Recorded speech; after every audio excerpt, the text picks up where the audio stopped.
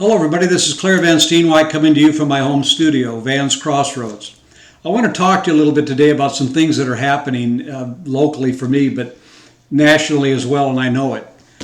We've been looking at a lot of things going on, and I've been getting requests to help or to donate or to someone to raise money for, or people to come to these rallies to raise money for some Republicans in the state of Arizona.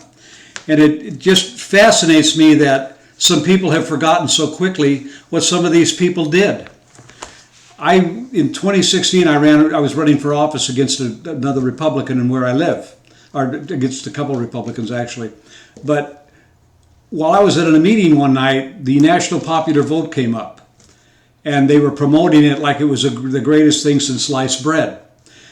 At that point, state senator was there, our state representative was there, and he was running for the Senate. And I was running for the House, the U.S. House, and his mentor, or maybe not mentor, but his fundraiser, a local lobbyist, was there presenting the national popular vote and all the wonderful reasons why they should vote for it. I had a whole other program I was going to present on behalf of my campaign, but decided that these people needed to understand this was not as good as sliced bread. In fact, it violated our Constitution. It violated the oath this person took to protect, support, and defend the Constitution. And so I informed the entire room of this, and both of them were sitting in that room. However, the bill passed in the House. Fortunately, it was killed in the Senate in Arizona. But it had support. It had 20 people supporting in the Senate as well. Now, some of those people running for office in this coming election in 2022 are now out there touting what great records they have. So I've decided to reissue the statement I made with this video showing the list of people who voted for it, the people who voted against it, and the people who didn't vote. It's called an NV, not voting. These to me are the biggest cowards of all. They supported it, promoted it, along with others, and then they just didn't vote. I guess they figured they didn't want to upset their colleagues by voting no, even though they had figured out by now it was wrong. And the thing that bothers me the most about this is how many people say, well, people make mistakes. You know, you could make a mistake on maybe a bill you pass for a road project, or the colors of uniforms for the police departments, or Capitol Police, or colors you're going to paint a room, I don't know, or some other little budget thing. But when you're passing votes, when you're passing bills that violate the United States Constitution and could actually give away our entire country to Socialist Democrats, because the Socialist Democrats, or the Democrats in general, have wanted the national popular vote for years now. And state by state, they've been going to get this methodically done. And now there's a bill in the House in D.C. called H.R. 1, where they want to just have a national mail-in ballot. Pelosi's trying to take over the entire election system. These people ever get away with this, you're going to see the electoral system gone. You'll have national popular vote nationwide, and we will never elect a president again, because the two coasts will elect them in some of the upper Midwest states. Because we've just watched what happened to President Trump in this last election. What do you think they would do if there was no electoral college at all? They'd never come to New Mexico, Nevada, any of the plain states. They'd spend all their time on the East Coast, the West Coast, Michigan, Illinois, Wisconsin, Ohio, Pennsylvania. That's it. The rest of the country wouldn't even matter, because we don't have the population, and you'd no longer have electoral votes. So they don't need you now. That's what would happen. And that's the danger of this vote. And now these people are running like they're the greatest patriots that have ever existed because they're fighting this bad election. I've got news for all of you. Most of these people have been in office for at least 4 years. And all of them know that our election laws were bad to begin with and never even spent any time fixing them.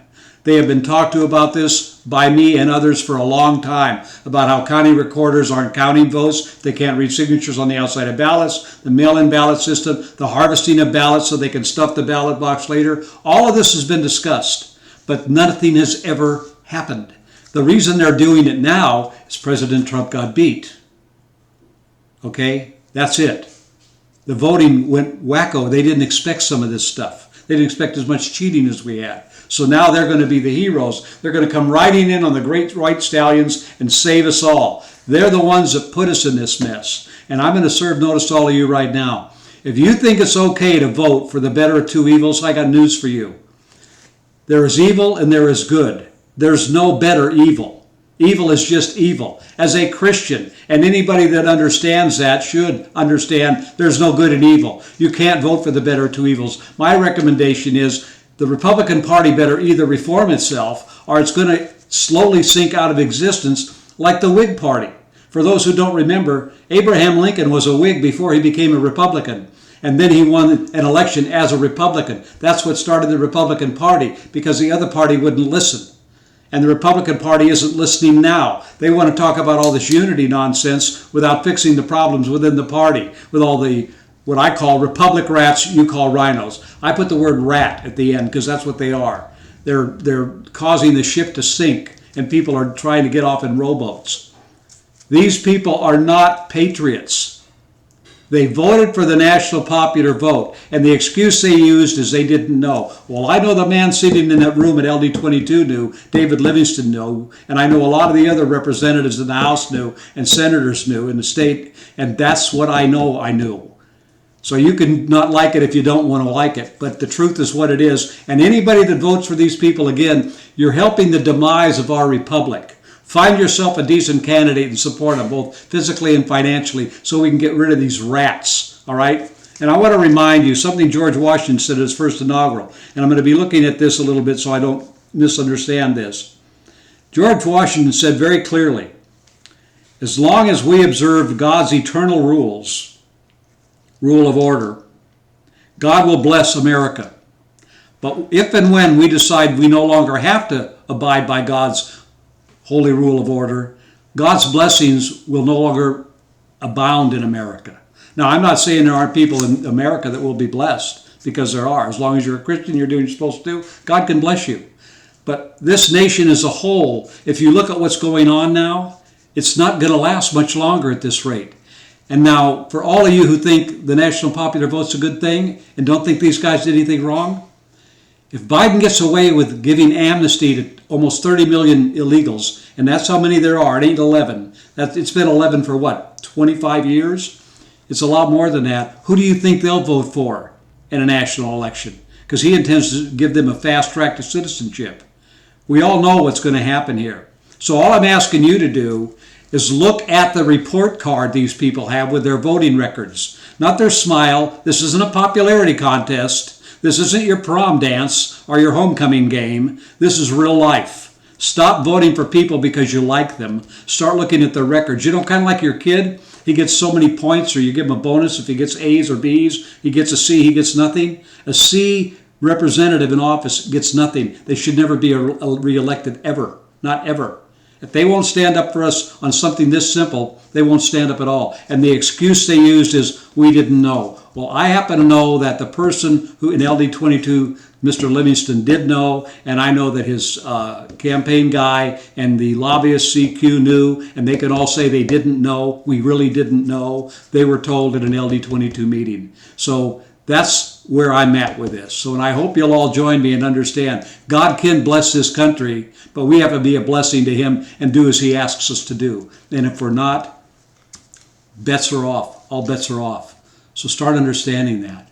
We have to stand up for what's right and what's true, not for what's expedient and that we like. It's time to get off and get on. Talk's cheap. Actions speak louder than words. So let's have some action, and let's get rid of some of these Republic rats. I know Lou Dobbs likes to call them rhinos. I call them rats because that's what they are. They need to be eliminated out of the party and voted out of office. So I want to thank you for listening in to me. I'm just doing this because I finally got one request too many to donate money or to help them raise money because they're such patriots. And I happen to believe they're not when they voted for the national popular vote. I want to thank you for listening and viewing in on this. God bless you. Have a great day. And I pray that God does continue to bless America. But I also could pray that Americans start blessing God in return. God bless you and thank you once again. Bye for now. Remember, Crossroads with Van. Find me on Facebook, Crossroads with Van, or Van's Crossroads, I'm sorry. Van's Crossroads. Same thing on Rumble. Same thing on Facebook, YouTube, I'm there. So just take a look, okay? God bless you and have a great day. Van's Crossroads. Bye for now.